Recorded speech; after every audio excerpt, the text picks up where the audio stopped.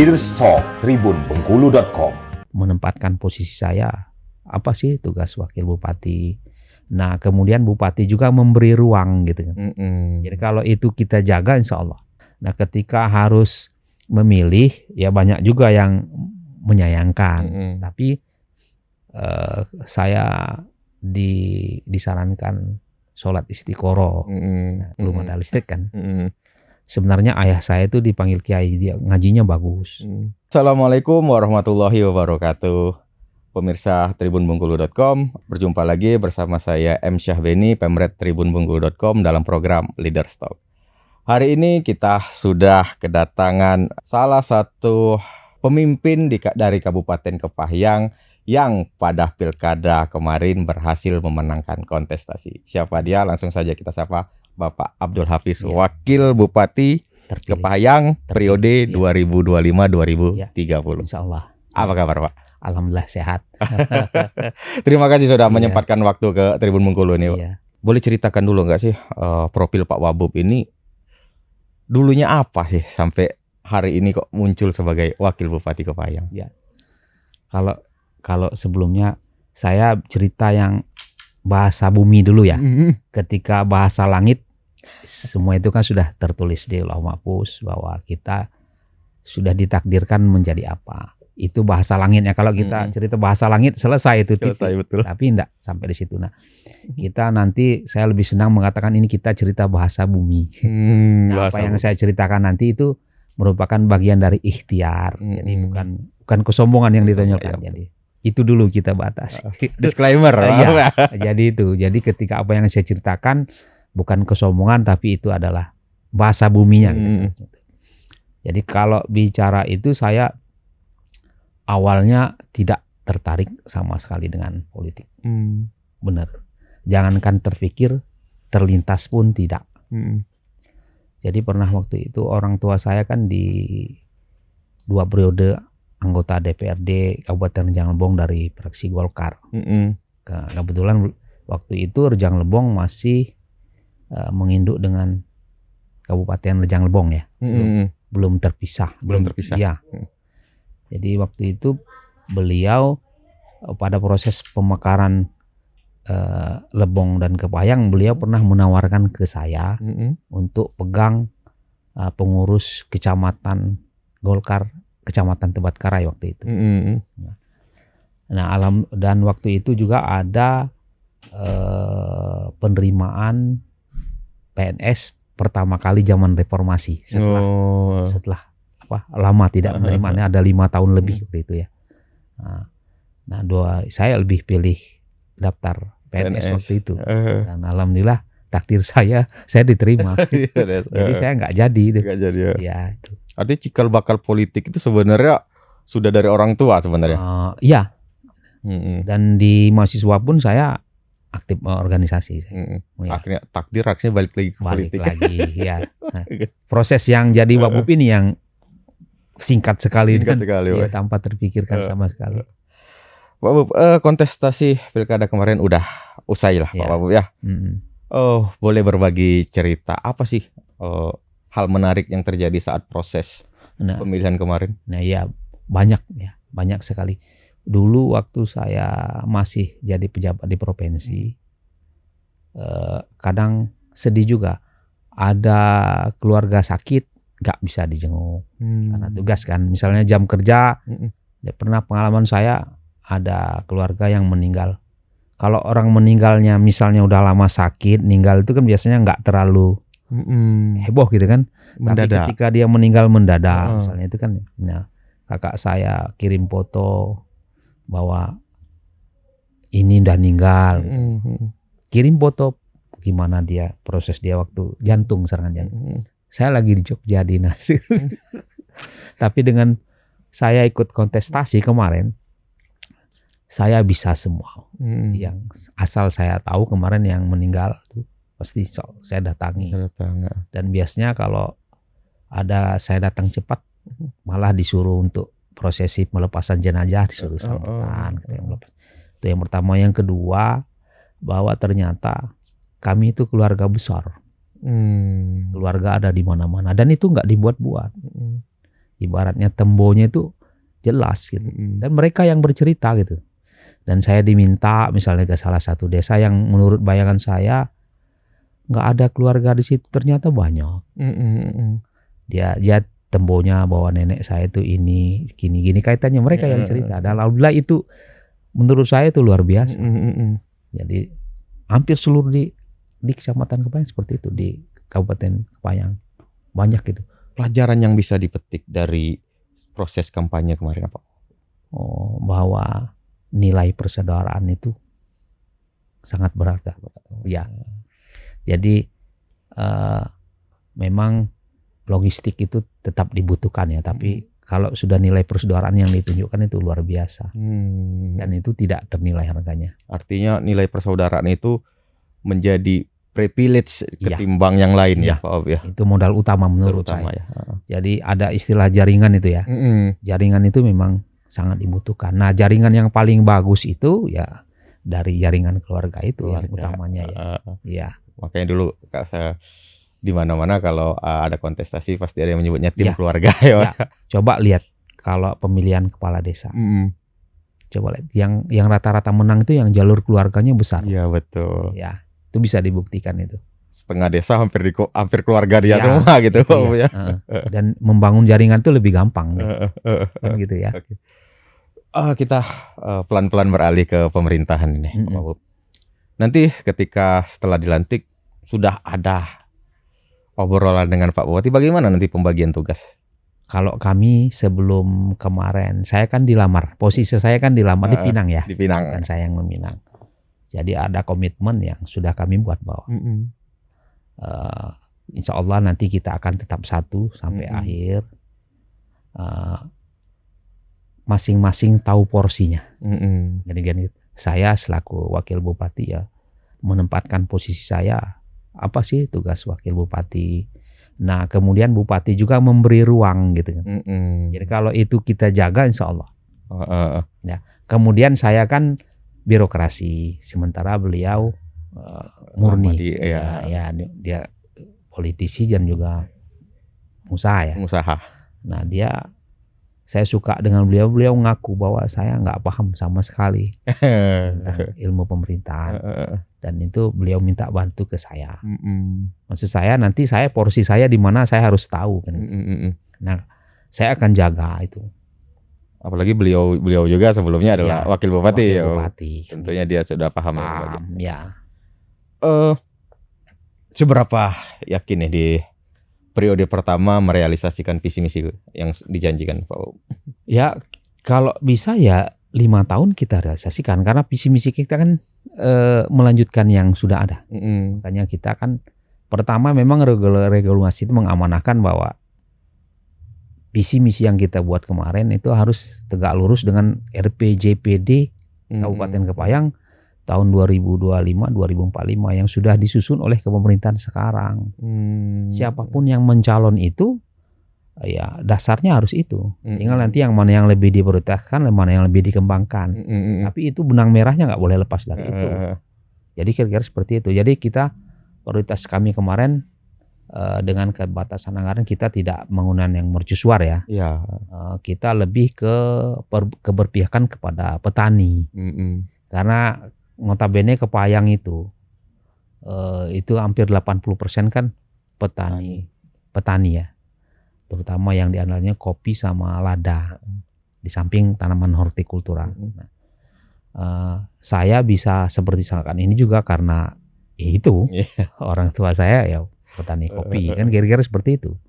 Jadi kami lebih dan masyarakat juga mengingat seperti itu. Nanti kami meningkatkan bukan hanya kuantitas tapi kualitas. Ya. Itu juga sempat dibicarakan oleh Pak Nata kemarin. Jadi kita infrastruktur pendukungnya harus kita bangun, jalan-jalan menuju sektor produksi pertanian harus kita perbaiki, kan gitu. Nah, di samping nanti potensi-potensi lain, misalnya kayak di Kabupaten kan ada potensi wisata. Ya, walaupun itu kan baru nanti regional, lokal regional, tapi tetap kita kembangkan infrastrukturnya. Tugas pemerintah kan itu kan menyiapkan infrastruktur. Nanti baru swasta yang mengembangkan selanjutnya kan gitu. Investor ya. Iya. Pak Bob, apa pendapat Pak Bob tentang Pak Zurdinata? Orangnya konsekuen, tegas, ya, konsekuen, tegas dan religius, jadi integritasnya bagus. Jadi dari 2 periode beliau jadi wakil ketua DPRD, kemudian wakil bupati saya nggak dapat cerita yang negatif lah. Tegak lurus dia. Sewaktu di Pinang apa permintaan dia? Ya bantu beliau. Saya tidak pengalaman di bidang pemerintahan sama sekali, tak bantu beliau di situ. Makanya kami buat komitmen waktu itu. Gitu kan, seperti itu. Karena banyak yang menyaksikan bahwa kok maunya Pak Abdul Hafiz melepas status ASN banyak demi suatu hal yang belum pasti gitu. Oh, itu kan pilihan. Jadi kan bagian dari ikhtiar tadi. Bagian dari ikhtiar. Jadi awalnya kakak saya juga nggak setuju kalau jadi wakil. Yang kakak saya nomor 2 yang DPRD. Tapi kalau pasangan dengan Nata dia setuju katanya. Karena beliau tahu siapa Nata. Udah lama. Dia 4 periode jadi anggota DPRD Kepayang. Sekarang kan masih duduk.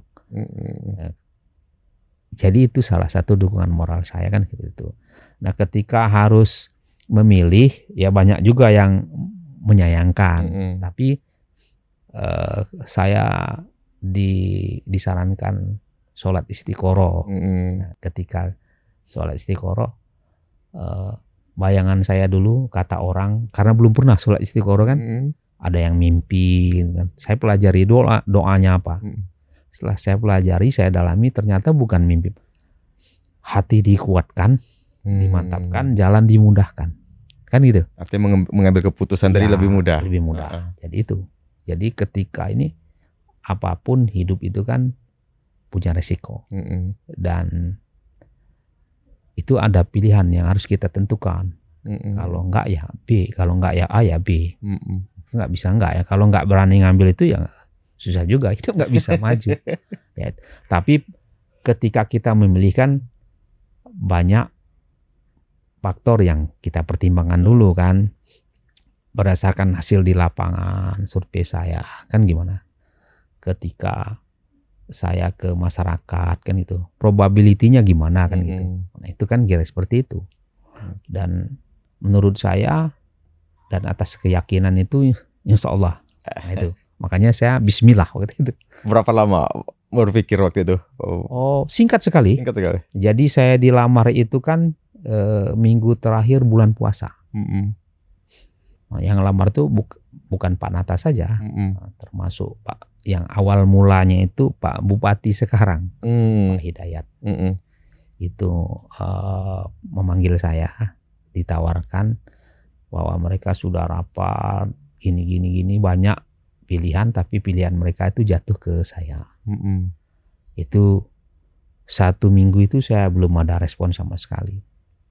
Saya masih konsultasi ke sini, termasuk dengan Pak Gubernur waktu itu Pak Rohidin, saya juga dipanggil kan, dan beliau merestui juga. Yaitu kemudian dengan keluarga, terutama keluarga dekat, saya tanyakan dan mereka mendukung. Makanya saya ambil keputusan itu. Akhirnya berjodoh dengan Pak Nata. Ya, itu kan takdirnya tadi. Kalau bahasa langitnya udah jadi. Pak, mungkin orang di luar Bengkulu ini ingin tahu apa sih istimewanya Kabupaten Kepayang itu? Kabupaten Kepayang itu salah satu kabupaten yang punya potensi menurut saya, walaupun dia sumber daya alam dari pertambangan itu ada ya. Tapi sekarang ada proses, kita punya geotermal yang sekarang berproses. Dari perhitungan Pak Bando Amin, Bupati pertama, itu mereka sudah survei dan potensinya sangat besar. Nah, sekarang lagi diproses itu, ada dari Pertamina, anak perusahaan dan sebagainya. Di daerah bagian mana tuh? Dari Kabupaten naik itu. Itu dari sumber daya alam yang ini ya. Kemudian dari sumber pertanian. Nah, kita punya potensi kopi dan dari dulu sampai sekarang itu ini. Nah, menurut saya Kabupaten Kepayang juga pelintasan, walaupun tidak seperti Lubuk Linggau ya, seperti daerah lain pelintasan di Trans Sumatera, tapi kita pelintasan kalau orang mau ke Bengkulu itu Payang itu salah satu pelintasan dari Pagar Alam Lubuk Linggau, dan itu menurut saya ya salah satu potensi juga yang bisa dikembangkan. Kita punya potensi misalnya teh Kabawetan ya, kebun teh itu kan bisa potensi sumber wisata dan lain-lainnya. Nah kemudian potensi perkebunan kopi ini kan bisa kita kembangkan ya, walaupun notabene itu kan semua perkebunan rakyat ya. Iya. Nah itu pekerjaan kita bersama nanti bagaimana mengembangkan ini menjadi suatu komoditas yang bisa diandalkan. Walaupun sekarang kan sudah mendunia sebenarnya. Iya kan gitu sebenarnya. Oke Kak, Pak Nata pernah cerita kalau kopi ini nggak usah dipromosiin lagi, kopi Kepayang ini. Sebenarnya ya, tinggal bagaimana kita mengemas ya. Intensifikasinya yang perlu kita tingkatkan bahwa karena dari segi kuantitas itu kita masih jauh. Sama liwa aja, liwa itu sudah bisa 1,5 ton per hektar. Kita masih rata-rata 800. Potensinya masih bisa kita kembangkan. Kemudian kualitas. Nah, kualitas itu banyak yang masih dijemur di jalan, yang masih dijual, itu kan menurunkan harga semua. Nah itu yang perlu kita tingkatkan. Jadi untuk intensifikasi itu harus dari hulunya dulu yang kita buat. Makanya saya bilang gitu, PPL-nya harus kita kuatkan, kan gitu. Kelembagaan PPL-nya harus kita perkuat dulu. Upgrade lagi ilmunya. Dulu kan ada BPP, sekarang kan antara hidup dan mati. Iya betul. Ya Balai Penyuluh Pertanian itu. Nah, gimana kita mau ngasih penyuluh kalau penyuluhnya sendiri sumber dayanya masih belum maksimal ya. Kemudian mereka tidak mau, bagaimana mereka mau maksimal kalau sarana dan prasarana yang mereka miliki sendiri ya minim gitu. Nah harus mulai dari situ dulu pekerjaan rumahnya, baru turun ke bawahnya. Nah sekarang kan sudah ada demplot sebenarnya, demplot dari pihak swasta ya, dari kalau nggak salah kata Pak dari Indocafe ya. Itu ada yang pakai bekerja sama dengan pemerintah daerah, ada yang dengan perorangan. Nah, demplot kopi ini kan nggak bisa 1 tahun, minimal 3 tahun baru bisa kelihatan. Nah itu nanti kan bisa menjadi percontohan, yang gitu. Apa harapan besar Pak Wabub untuk masyarakat Kepayang di masa depan? Kalau saya sih tidak juga terlalu berharap terlalu mulu-mulu ya, bahwa mereka itu sejahtera dalam tanda petik ya. Kemudian bisa meningkatkan kualitas hidup lah dari secara menyeluruh ya, bukan hanya dari sisi materi tapi dari sisi saya bahasa langitnya tadi. Jadi kualitas hidup itu kan seperti itu, balance ya itu aja. Kalau masalah kaya itu kan relatif. Sekarang pun udah banyak orang Kepayang yang udah kaya itu kan gitu. Tapi angka Gini rasionya yang perlu kita tekankan. Ya betul. Ya kesenjangan itu. Kalau mau diratakan juga tidak sama. Katanya yang paling bagus itu kalau suatu daerah mau maju itu yang dikembangkan banyak itu yang menengahnya, bukan yang konglomeratnya. Dengan angka menengah yang banyak itu peredaran uang kan luar biasa meningkat. Jadi ekonomi itu tidak dikuasai oleh 1-2 orang. Bahkan hari ini permasalahan yang terjadi adalah masyarakat kelas menengah ini rentan turun itu. Nah, jadi kita bukan konglomerat itu kalau bahasa nasionalnya kan, bukan yang kita ciptakan. Mereka hanya dikuasai 1-2 orang ya. Ketika 1-2 orang itu menciptakan masalah atau bermasalah, semua ikut imbas.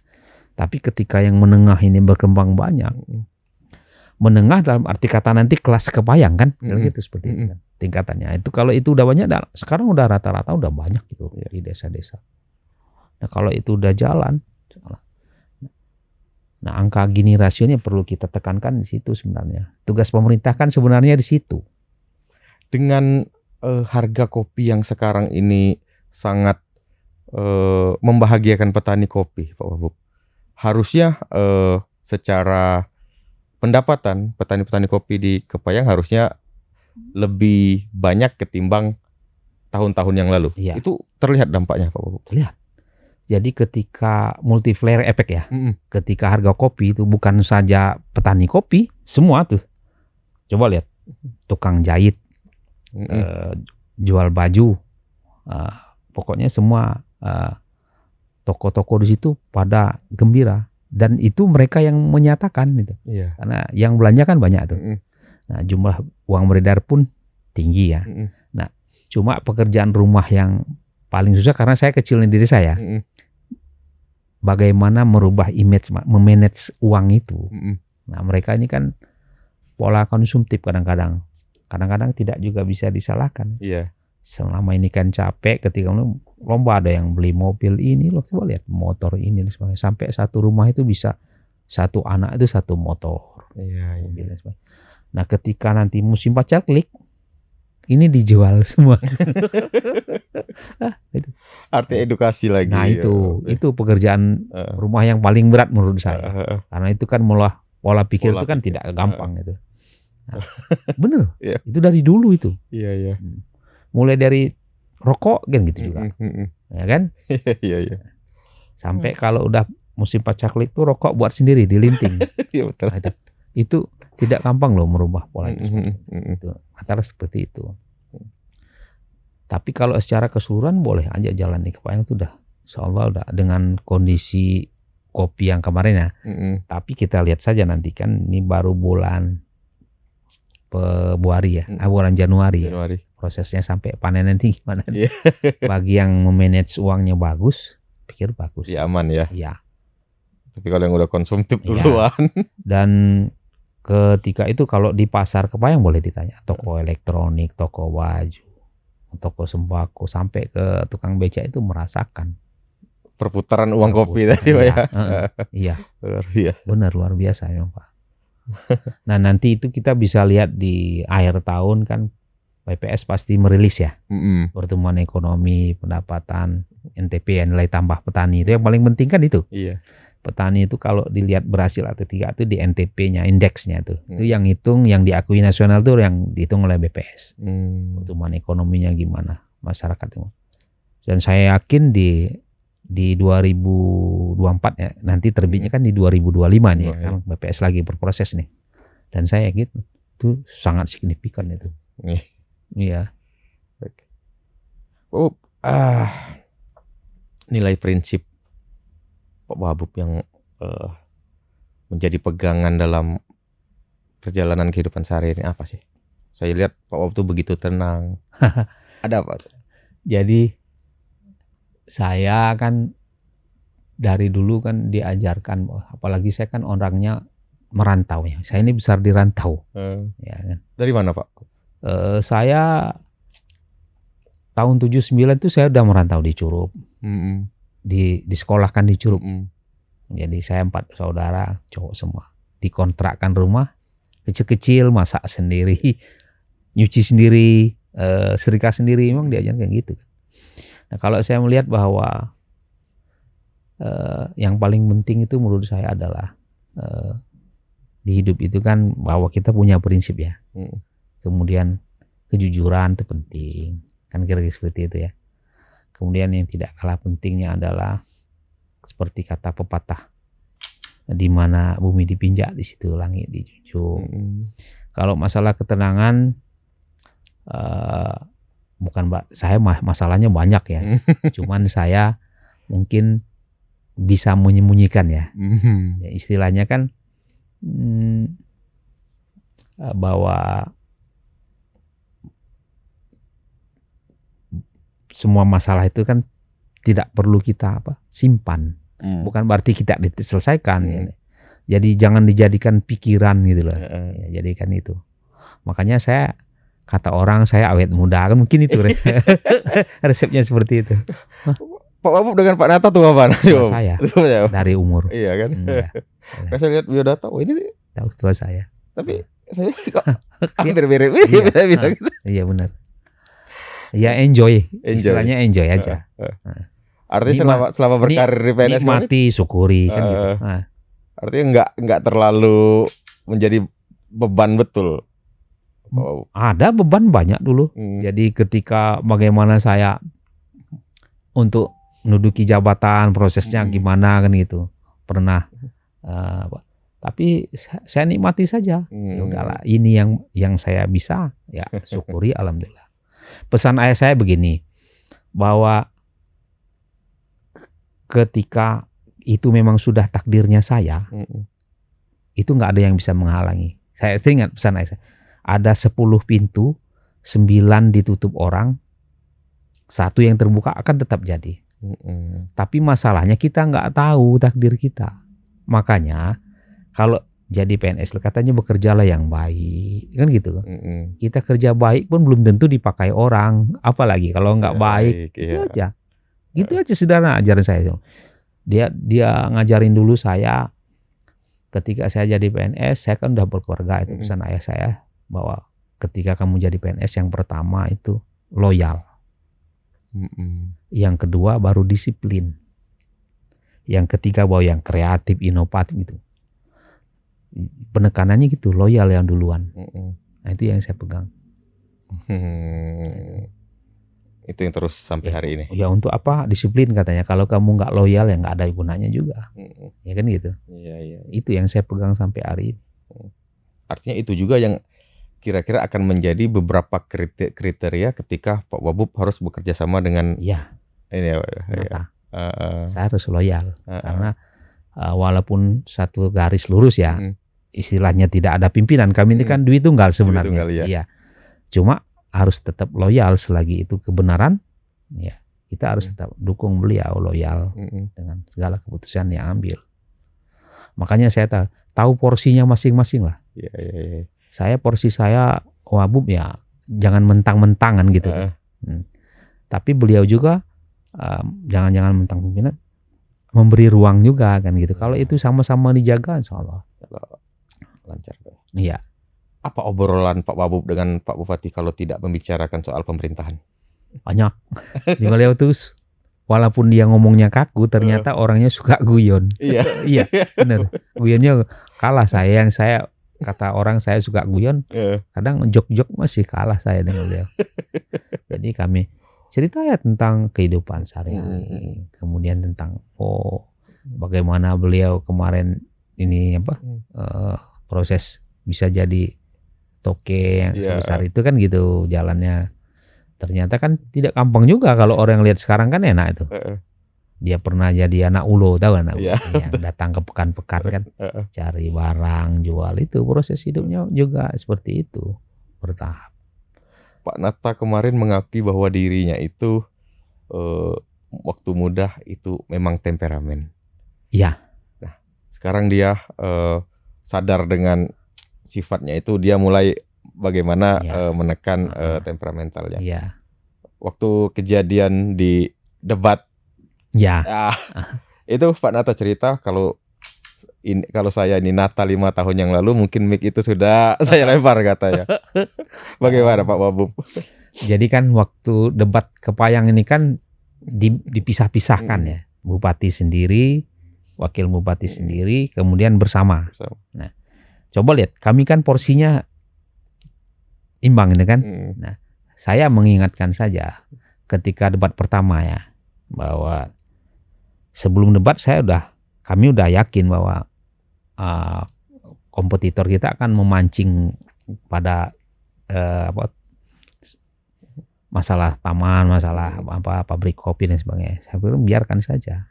Nah, sebenarnya ketika yang dia mengatakan masalah TGR, sebenarnya beliau itu tidak mau ngangkat masalah itu, cuma karena tekanan dari tim kita harus di counter gini-gini ya. Makanya saya bantu buat kalimat kemarin itu. Iya. Itu sempat beliau cerita juga. Iya. Bantu buat ya nggak apa-apa. Karena tim ini kan motor kami. Ketika kita tidak ikuti, mereka juga kecewa. Nah, karena di luaran itu udah greget sekali gitu. Nah, itu kemarin. Tapi tipikal Pak Nata dalam bekerja itu seperti apa? Kalau saya melihat dia itu kan orangnya tegas. Jadi dia itu zaklek istilahnya. Dia tidak ada dia tawar-menawar itu. Nah, pada posisi tertentu itu sangat dibutuhkan. Iya. Itu saya alami waktu kami ngomong masalah nego partai, waktu kami mau ngambil partai kemarin kan gitu. Dan saya bilang, loh ini kalau posisi seperti ini saya berpikir kalau saya nggak sanggup, kalau dia enggak. Ibarat orang itu dia sudah terbiasa dengan gaya dia yang ilmunya sebagai pengusaha juga. Kalau mau ya udah, kalau nggak mau ya sudah cari tempat lain. Saya cuma maunya segitu, dan itu dia tegas. Nggak ada kata-kata ngayun itu, nggak ada. Saya sampai geleng-geleng. Nah, pada posisi tertentu memang harus seperti itu pemimpin itu. Nah, nanti saya yang ngimbangi. Karena kan karakter kan udah bilang. Saya bilang sama kawan-kawan, orang itu tidak ada yang sempurna. Termasuk saya juga tidak sempurna. Nah, beliau itu karakternya sudah seperti itu. Berarti pasangan ini sangat melengkapi. Insya Allah, mudah-mudahan. Itu. Ini di masa kepemimpinan Presiden Prabowo Gibran, berapa kali dalam pidatonya Pak Presiden itu selalu meminta jangan sampai ada yang mencolong anggaran. Ya. Sampai ke Antartika pun akan dia cari. Gitu kan. Itu menyikapinya untuk pemerintah daerah sendiri Pak. Jadi sebenarnya bukan hanya di pemerintahan Prabowo ya, semua pemerintah juga seperti itu. Cuma penekanannya kemudian Prabowo seperti itu. Wajib lah, daerah kan wajib. Kita kan punya mitra DPRD, kemudian kita punya penyeimbangnya ada Forkopimda ya. Jadi itu kan semua mitra. Nah sekarang kan memang pemerintahan itu kan kalau saya katakan bukan hanya good government, karena good government itu kan internal, pemerintahan yang baik, bersih, clean itu kan. Nah itu kan sifatnya internal, lebih ke kaminya kan. Tapi good governance juga.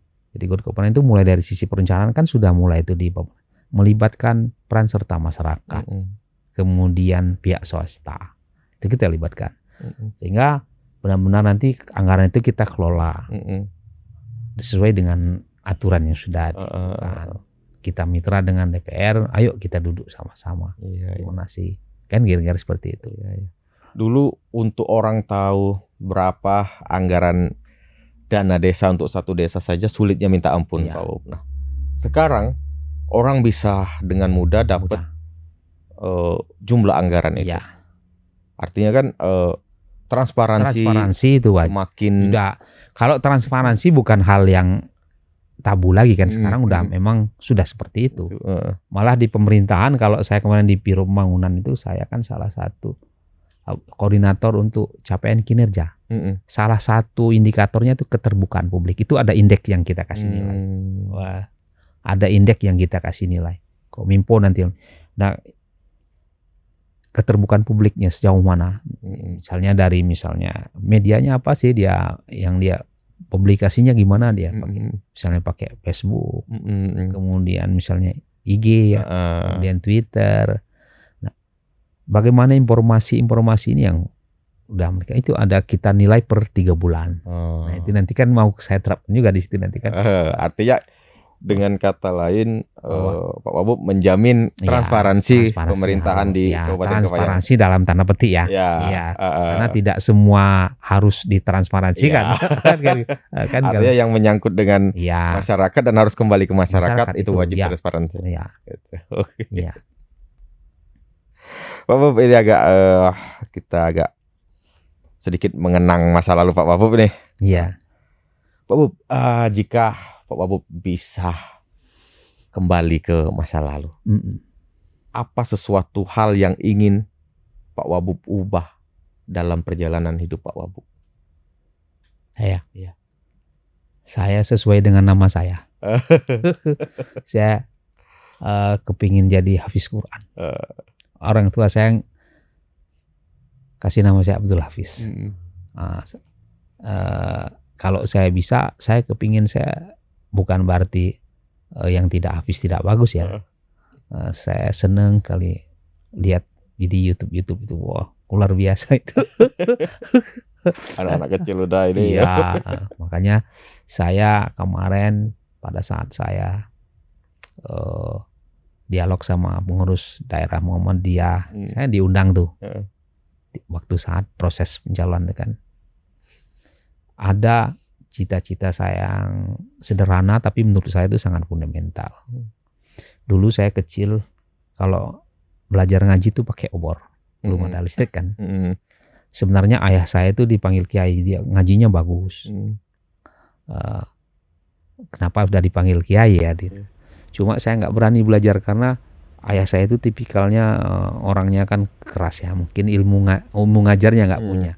Ketika ngajar kita harus sudah seperti beliau kan, nggak mungkin kan. Nah, kalau nggak bisa dipukul, jangan belajar di luar. Nah, nuansa keagamaan itu memang muncul dulu. Saya teringat kalau bulan puasa itu tadarus namanya, Tadarus ya. sampai jam 2 malam itu cepet sekali belajar. Situ ada lingkaran tuh, anak-anak muda belajar, nanti ada yang ngajarin. Kalau rajin tadarus itu cepet.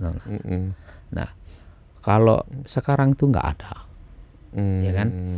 Kalau di kota yang punya uang itu anaknya sekolah di SDIT. Iya betul. Kalau SD negeri kan nggak ada khusus belajar itu kan nggak ada.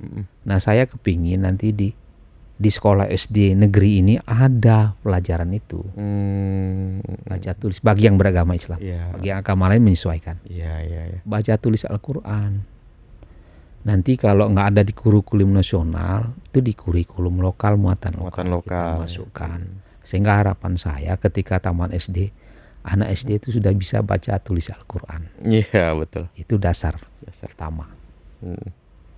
Karena di desa-desa mungkin ada TPQ yang belajar di ini, tapi nggak ada yang ngawasi. Kalau orang tuanya ke kebun, mungkin dia dari rumah pakai baju koko ke masjid, tapi sampai di jalan ada teman ngajak main. Tapi kalau dia belajar di sekolah diawasi guru, pasti ngikut dia. Ya. Nah itu. Oke. Jadi itu yang itu menurut saya fundamental itu. Sederhana. Karena kan ini pondasi awal.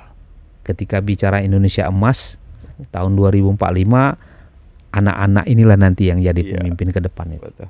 Nah berkaitan dengan itu Pak Wabub, berikan motivasi ke anak-anak muda di Kabupaten Kepayang ini. Ya, bahwa kita kan potensinya bonus demografi di tahun 2045. Nah pemuda itu kan agen perubahan ya. Diharapkan bahwa mereka itulah nanti ke depan. Nah syaratnya mereka harus produktif, ya kan? Untuk menurun pertumbuhan ekonomi kan harus produktif. Nah syarat produktif itu apa? Harus berkualitas, cerdas, harus sehat, kan gitu kan? Nah di zaman sekarang ini tantangannya luar biasa dengan era digital ini kan. Nah kalau kita tidak bisa menjaga diri dengan akhlak yang baik, bonus demografi itu nggak bisa dicapai, malah sebaliknya. Nah, itu harapan saya, mari kita sama-sama meningkatkan kualitas, baik itu dari segi keagamaannya maupun dari segi ilmu pengetahuan. Jadi impact itu harus diperkuat. Oke. Nah, dari sisi pendidikan mungkin. Pendidikan. Kalau pendidikan ini kan sebenarnya siapapun yang mengatakan itu program prioritas salah, itu wajib. Siapapun pemimpinnya, pendidikan, kesehatan itu kan prioritas dasar. Nah kita kepingin bahwa memang kualitas pendidikan kita tingkatkan.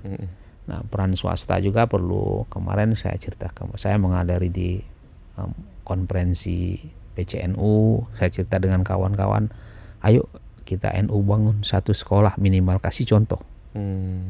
Yang SD, madrasah min ya, yang berkualitas. Kenapa orang swasta kayak IT itu bisa, kita yang sudah punya sarana prasarana kuat, sumber daya yang cukup kok nggak bisa? Sama Muhammadiyah juga saya bilang begitu. Ayo kasih contoh satu. Jadi maksud saya kepingin sekali sekolah itu tidak hanya dari segi pengetahuannya saja. Jadi kan, nah itu cita-cita saya.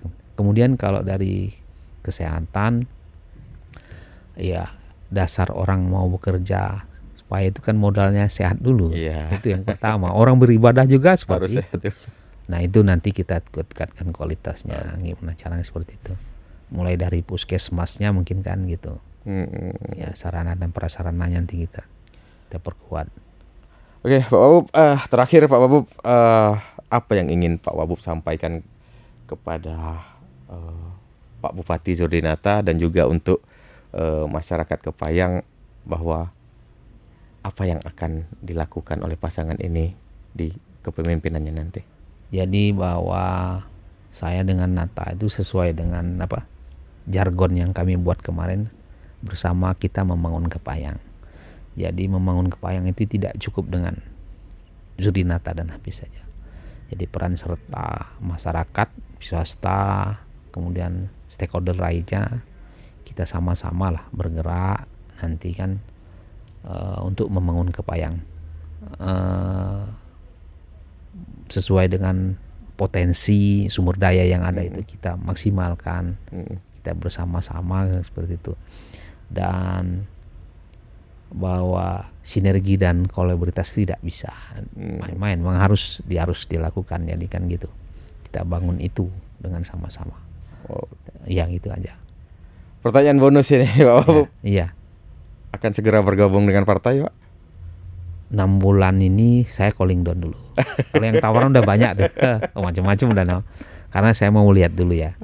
Tapi kata orang kalau mau jadi pemimpin politik ya harus punya basis massa. Tidak bisa dipungkiri ya. Jadi kita tunggu 6 bulan ke depan. Tunggu 6 bulan ke depan. Ya. Oke, terima kasih. Iya. Pak Abdul Hafiz Iya. atas Oke, pemirsa tribunbengkulu.com, demikian obrolan kita dengan Bapak Wakil Bupati Kepayang. Kita akan hadir kembali dengan narasumber-narasumber lainnya. Wassalamualaikum warahmatullahi wabarakatuh. Waalaikumsalam warahmatullahi wabarakatuh.